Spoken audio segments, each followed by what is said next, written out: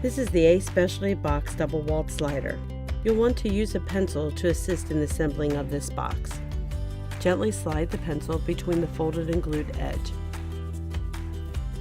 You'll want to do this on all four corners of the box.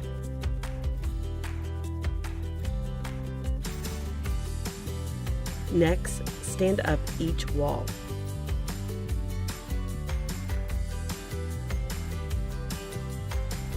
Then fold in the side flaps and then bring the single larger flap up and over. The side tabs tuck into the box's interior while the pointed triangle end should still be visible. Repeat this process on the other end.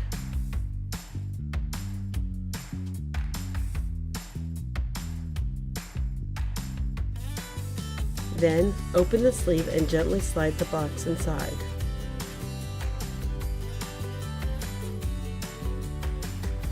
And that's how to fold the Aspecialtybox.com double-walled slider.